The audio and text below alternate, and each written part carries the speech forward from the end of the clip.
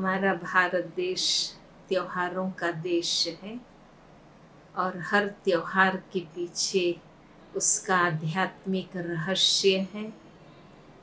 आध्यात्मिक रहस्य को लेकर ही हर त्योहार शुरू होते हैं, परंतु समयांतर पर फिर वो राज भूल जाते हैं और केवल बाहरी रस्म रिवाज बाकी रहते हैं।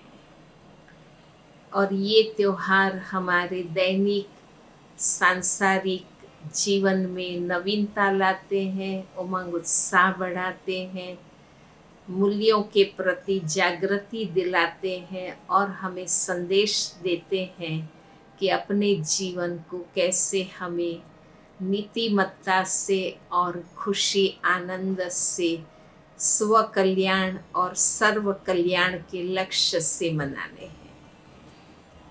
आज हम गणेश चतुर्थी के संदर्भ में बातचीत करेंगे, क्योंकि गणेश जी का ये पर्व बहुत ही ऊंचा आध्यात्मिक राज लेकर आता है।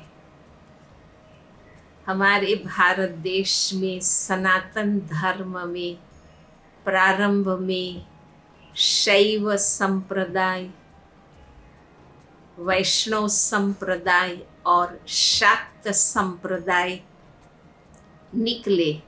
उसके बाद और भी दो महत्व के संप्रदाय हुए, जो गणेश जी को मानने वाला संप्रदाय और दूसरा सूर्य की उपासना करने वाला संप्रदाय। गणेश जी को हम विघ्नहर्ता कहते हैं, इसलिए हर कार्य के प्रारंभ में गणेश जी का आह्वान करते हैं, उसकी आराधना करते हैं। हर कोई चाहते हैं कि हमारे हर कार्य, हमारा जीवन निर्विघ्न हो, अर्थात पूर्ण रूप से सफल हो। गणेश का अर्थ ही है जो कोई समूह का, संगठन का ईश, अर्थात कि उसका नेतृत्व करने वाला लीडर, नेता। इसलिए गणेश जी का जो स्वरूप हम दिखाते हैं, उसमें सफल नेतृत्व के लिए कौन सी योग्यताएं, विशेषताएं, क्षमताएं हमें जीवन में धारण करनी है, वो सारा बोध हमें गणेश जी के द्वारा प्राप्त होता है।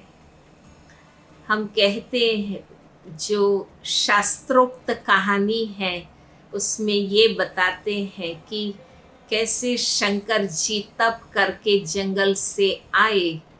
पार्वती जी स्नान पर थे और उन्होंने गणेश जी को बाहर चौकी के लिए बिठाया था कि अंदर कोई ना आवे।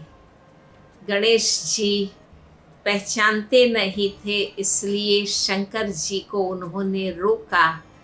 तो शंकर जी को गुस्सा आया, उन्होंने गणेश जी का सिर काट दिया।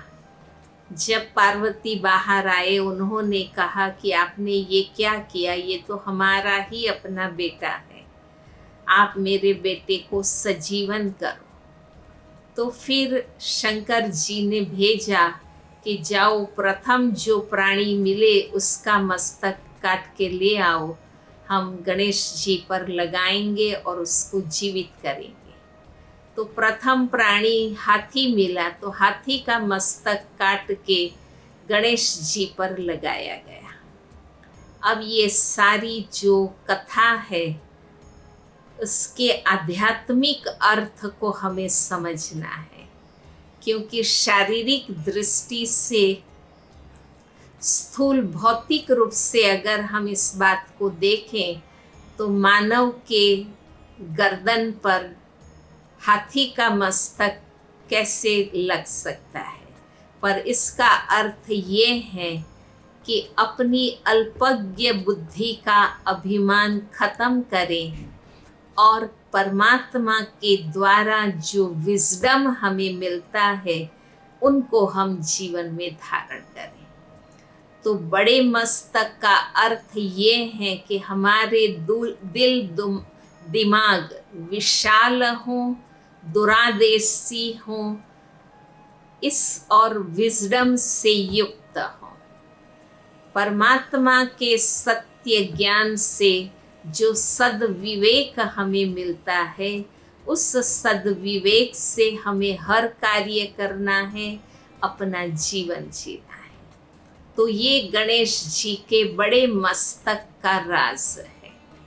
उनके जो दोनों बड़े कान हैं वो भी सुनने की क्षमता का प्रतीक है। जब हम कोई भी ग्रुप के संगठन के नेता बनते हैं तो हमें अपने साथियों को, अपने कर्मचारियों को सुनना चाहिए। सुनने से हमें अपने संगठन के अंदर की, हमारे अपनी ऑर्गेनाइजेशन या कंपनी के अंदर किस प्रकार का वातावरण है उसका असेसमेंट हो जाता है। इससे हमें कहाँ करेक्शन करना है, कहाँ सावधानी बरतनी है, वो हम समझ सकते हैं। इसलिए हमारे अंदर सुनने की क्षमता, कुदरत ने हमें 2 कान दिए हैं और 1 मुख दिया है। कुदरती व्यवस्था भी बताती है कि हम कम बोलें, ज़्यादा सुने सबकी। एक अच्छा सफल नेता बनने के लिए आवश्यक है कि हम अपने साथियों को सुने, ताकि उनके मन की बातें बाहर आ जाएं, उनका मन हल्का हो जाए और हमें भी पता चले कि हमारे साथियों के, संगठन के सदस्यों के मन में कौन सी बातें चल रही हैं, हमें कहाँ परिवर्तन करने की आवश्यकता है। इस प्रकार उनकी लंबी सूंड जो है वो ग्रहण शक्ति का प्रतीक है।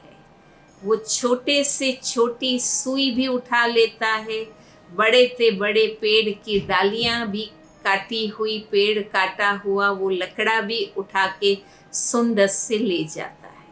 तो ये ग्रहण शक्ति हमारे अंदर बहुत आवश्यकता है। सफल नेता बनने के लिए आवश्यक है कि हम हर व्यक्ति से, हर सिचुएशन से हम कोई ना कोई सकारात्मक बातें सीखें और अपने व्यक्तित्व को परिपूर्ण बनाएं। इसलिए भक्ति में देखिए, दत्तात्रेय जी का भी मिसाल है कि उन्होंने 24 गुरु किए थे। छोटे मोटे हर प्राणी से सबक सीखें और अपने आप का व्यक्तित्व हम परफेक्ट बनाएं। तो गणेश जी भी हमें ये सिखाते हैं कि हमारे अंदर ग्रहण शक्ति हो और हरेक से अच्छी बात को उठाएं, सीखें और अपने आप को परिपूर्ण करें। इस प्रकार से उनका बड़ा पेट बताता है कि हमारे अंदर समाने की शक्ति हो, पावर टू एडजस्ट हो, पावर टू एकोमोडेट हो। जीवन में हम सबको संगठित होकर ही जीना है, कार्य करना है। एक अकेला सब कुछ नहीं कर सकता है। कितने भी हम एफिशिएंट हो, हमें अपने छोटे मोटे साथियों की आवश्यकता रहती ही है। पर हमें अपने साथियों से सहयोग तब मिलेगा जब हम उन साथियों को वो जो हैं, जैसे हैं, प्यार से दिल में एकोमोडेट करें। उनकी कोई भी कमी कमज़ोरी की बातें हैं वो संभालें, हम उनको एक्सेप्ट करें, दिल से स्वीकारें, तो वो हमें भी स्वीकारेंगे और सहयोग देंगे। इसलिए हमारे अंदर दिल की इतनी उदारता और विशालता हो और हमारे अंदर इतनी परिपक्वता हो, गंभीरता हो कि हम अपने परिवार को, अपने कार्य क्षेत्र के साथियों को, जिस समाज में हम रहते हैं उनके, हमारे अड़ोस पड़ोसियों को वो जो हैं जैसे हैं एक्सेप्ट करें, स्वीकार करें। उनकी कोई भी कमी पेशी, भूलों की बातें फैलाए नहीं। फैलाते हैं तो इससे बात बड़ी हो जाती है, बात का बतंगड़ हो जाता है, संबंध खराब हो जाता है। इसलिए आवश्यक है जहाँ कहीं भी आप जिम्मेवारी के पद पर हैं, नेतृत्व करने वाले हैं, तो सबको आप स्वीकारिए, दिल से एक्सेप्ट करिए। उनके अंदर जो विशेषता है उन विशेषताओं का उपयोग करते हुए हम उनको आगे बढ़ाएं। इस प्रकार से गणेश जी के व्यक्तित्व में जो भी बातें दिखाई है वो कोई ना कोई राज भरी हुई है। देखिए, उनके हाथ में लड्डू बताते हैं, मोदक बताते हैं। वो बताता है कि जैसे मोदक एक संगठित होकर लड्डू का रूप धारण करता है और हमें शक्ति और मधुरता दोनों देता है, तो हमारे व्यक्तित्व में भी मधुरता भी हो, साथ में शक्ति भी। माना लव एंड लॉ का बैलेंस हमारे व्यक्तित्व में। केवल प्यार से चलाएंगे तो आप कंट्रोल नहीं कर पाएंगे। केवल सख्ती से, कायदे से चलाएंगे तो कोई हमें पसंद नहीं करेगा। इसलिए उनके हाथ में लड्डू बताता है कि मिठास और शक्ति दोनों का बैलेंस हो जीवन में। तो हम हर परिस्थिति में हर व्यक्ति के साथ कार्य करें। चूहे पर सवारी, ये भी एक प्रतीकात्मक बात है।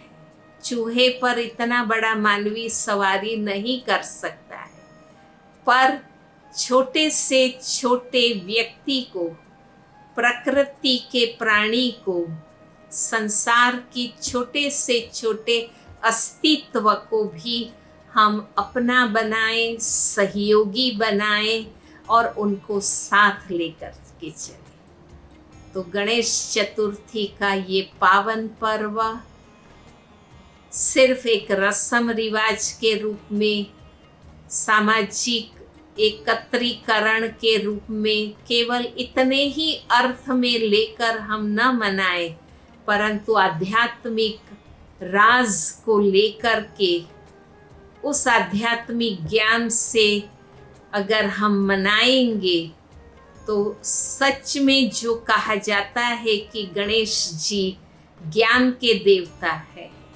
वो सद्ज्ञान हमारे में आएगा, सद्विवेक आएगा, और सद्विवेक से ही जीवन में आप रिद्धि और सिद्धि दोनों प्राप्त कर सकेंगे।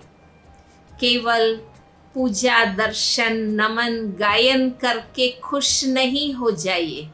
हमें गणेश जी को एक आदर्श नेता के रूप में फॉलो करना है, तो रिद्धि और सिद्धि, सफलता और समृद्धि सहज ही हम प्राप्त कर सकेंगे। आप सबको इस पर्व की बहुत बहुत हार्दिक शुभकामनाएं।